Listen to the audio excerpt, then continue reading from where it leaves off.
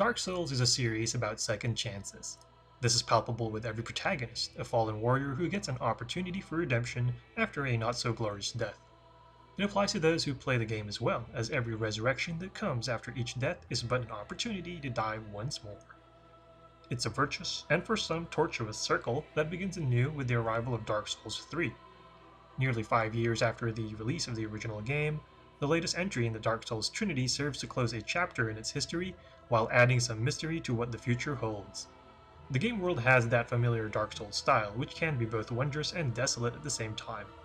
It might feel old hat to veterans of the series, which admittedly can be a downside. Even if familiarity doesn't breed contempt, it can lead to a been there, done that vibe that takes out the sense of newness from this latest adventure. If you're playing the series for the first time, however, it can be a very layered experience that tugs at your senses and emotions. Even as you wonder at some of the amazing scenes and vistas of the game, you can't help but feel an overarching sense of loneliness as you trudge through its various locales. Locales that feel like tributes to humanity's failure with its countless undead monsters and ruined structures.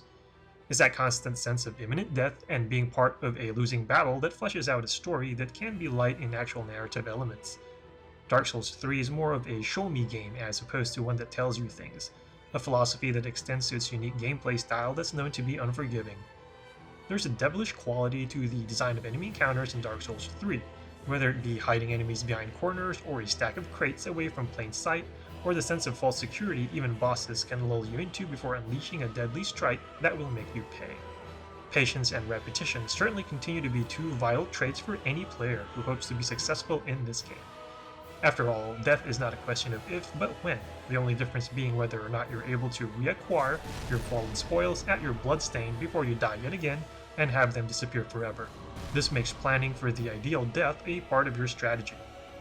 Obviously, death is something you'll want to avoid, but if you do die, you'll want it to happen at a place where you'll be able to return to your bloodstain and take back your dropped souls. Otherwise, it's best if you use those souls on permanent upgrades to your stats and gear before you die. Dying also reduces your max health, placing a penalty on your own survivability after repeated deaths. This places a premium on items known as embers, which restore you back to your true maximum health, but should also be used strategically, like before a boss fight for example. You can even fight a boss multiple times, even dying several times in the process until you're aware of its pattern, then use an ember once you're confident you've got it down and can successfully defeat the opponent. Speaking of bosses, From Software has done an excellent job with their monster design. In addition to the familiar imposing knights and mages, you have wildly imaginative creatures and even undead mobs of deacons that are not only a sight to behold, but also add a welcome mood to battles.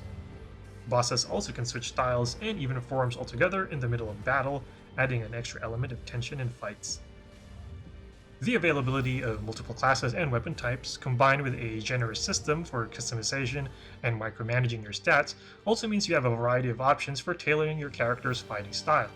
You can build a character that focuses on sturdiness, strength, spellcasting, or a balance of various attributes.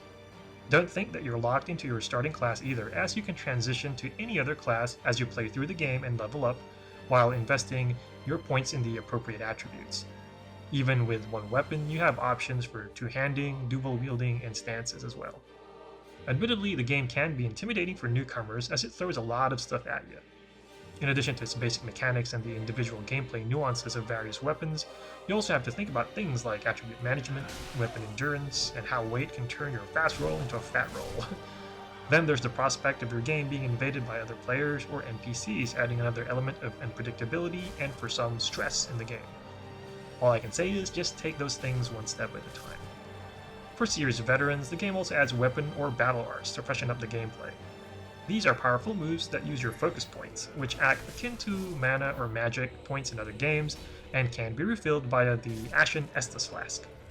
Battle arts also can come in the form of attacks, evasions, deflections, and counters, which can help turn the tide of battle or let you eke out a narrow victory when used properly. Some of them leave you vulnerable to enemy attacks however, especially if you miss, so you'll want to be careful with them when you use them. Mastery of your weapons and abilities, combined with time-tested tactics such as pulling, baiting, and watching out for enemy tells, go a long way in ensuring that your Dark Souls 3 experience is a more successful one instead of the kind that makes you want to throw your controller at your TV or monitor. Lovers of exploration, meanwhile, will have a lot to like in Dark Souls 3. From its many branching paths and hidden walls to side quests from the world's NPCs, There's a lot to dabble in for completionists and adventurers who want to explore the game's every nook and cranny. Granted, some parts feel as if you're retreading old territory and can get old after a while. This even extends to its solid gameplay, as one of the drawbacks of games that rely on mastery through repetition is that they can get, well, repetitive during extended play. The presence of glitches that impact frame rate and can cause crashing throws an annoying wrench into an already difficult game, though a pre-release patch appears to have fixed several issues.